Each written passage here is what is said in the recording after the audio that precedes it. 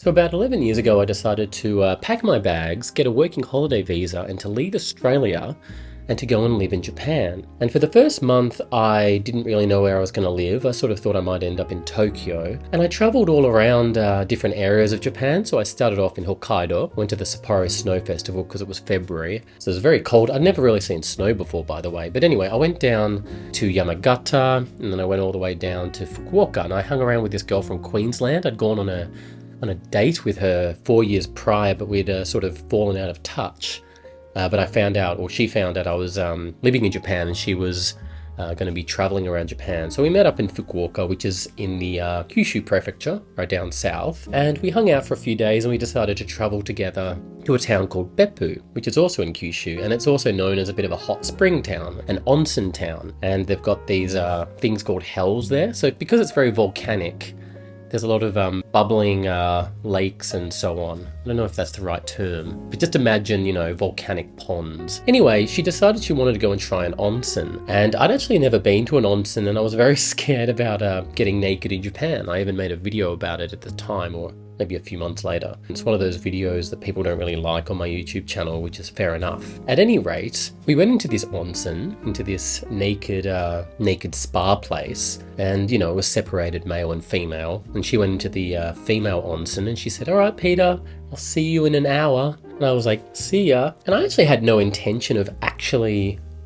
getting myself naked and going into the male onsen. I was too embarrassed to be naked with people, to be perfectly honest. And that's a bit of a cultural thing. You'll find British people are like, "No way." And a lot of Australians are like, "No way." Obviously, this girl was up for it. I'm not sure if other Australian girls are nervous about that kind of thing. I'm not sure if Americans are. But anyway, I went in and I realized, okay, well, there's a bunch of Japanese men naked, and I'm in the changing room and I'm refusing to change. So I waited for 1 minute thinking I could just pretend, I could just hang around for an hour, and then I could tell the girl, I could lie to her and tell her that I enjoyed the onsen very much, because I'm a coward and a liar in many ways, and that's the kind of thing, I don't know if it's the kind of thing I would do, maybe when I was younger, but the problem is as I get older and I get more and more filled with shame, I get a lot of shame. Like I feel ashamed of myself a lot, and I was feeling ashamed within 1 minute that I was such a coward. I was like, what's the big deal? So I went and got out The Lonely Planet on Kindle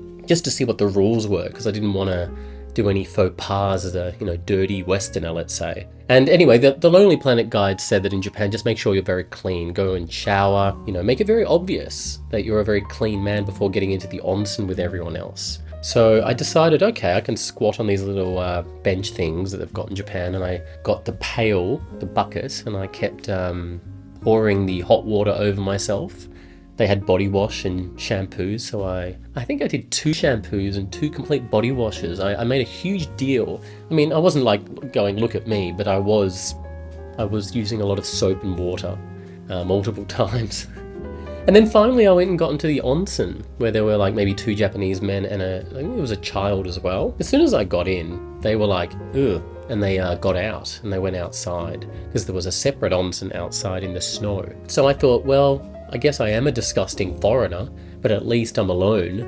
So I spent a little bit of time adjusting to the very hot water that I was in, and I realized that it was relaxing. But after a while, I was like, this is too relaxing. I'm going to have a panic attack. I don't know what that says about me. So I only lasted about 10 minutes in there before deciding I need to cool off. There's just too much heat, maybe. I thought maybe it'll be good if I go outside, because it was, 1 degree outside, or, it was winter. So I stepped outside where these other Japanese guys were, and I got in the onsen. So now we're outdoors, and I'm naked, and I get into the onsen, and the Japanese guys immediately leave. And I was like, yeah, it really is like they don't want to share an onsen with me, which I understand to some degree. And once again, they went back inside, or they just thought I've had enough.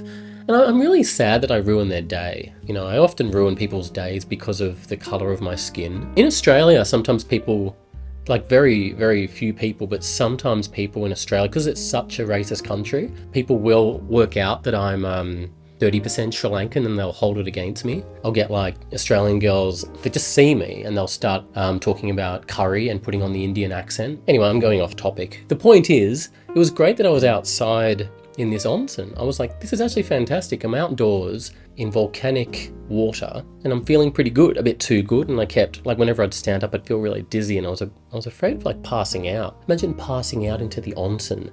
Imagine if they found this, white guy passed out outdoors in winter in Japan, drowning in an onsen. It'd be a horrible image. I should try and draw that. Anyway, it was an hour and I decided maybe I'll go outside now. I've had a pretty good experience and I got over my shame of nakedness. And I hope that's inspired some of you watching. If you're afraid, I don't know if that story is going to help you at all. It just makes you sound like Japanese people are kind of racist, which is not true. And it could have been completely my imagination. And even if not, they're just a bit more of a closed off society, maybe.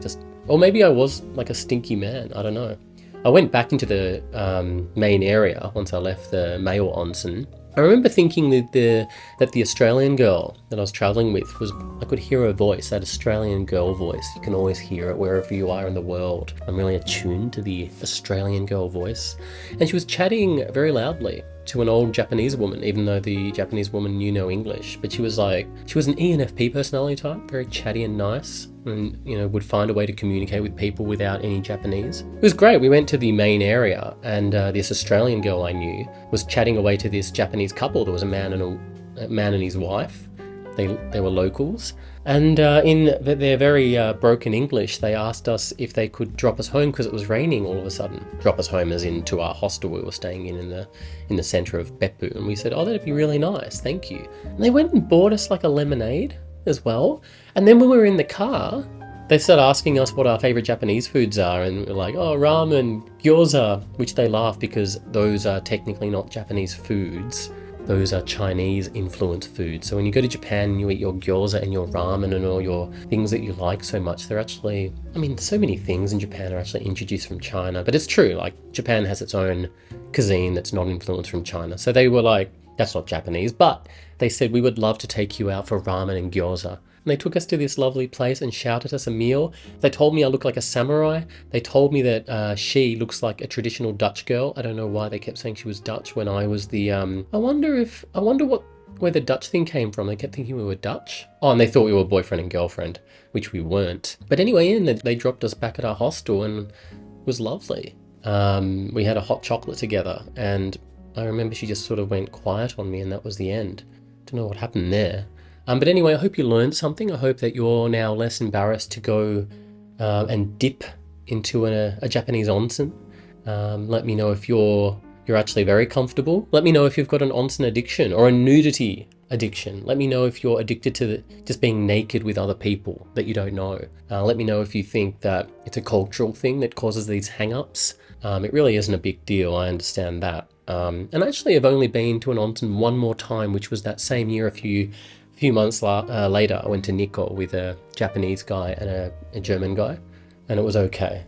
But I haven't been back to an onsen since then, so maybe it's time. There are Japanese onsen that I can go to here in Australia. I'd be a lot more nervous being naked in a hot tub with Australians compared to Japanese, I can tell you that. But I have been naked in my own bath once or twice, so give me that at least, with my own judgmental eyes. Let me know your thoughts in the comments and I'll see you next time.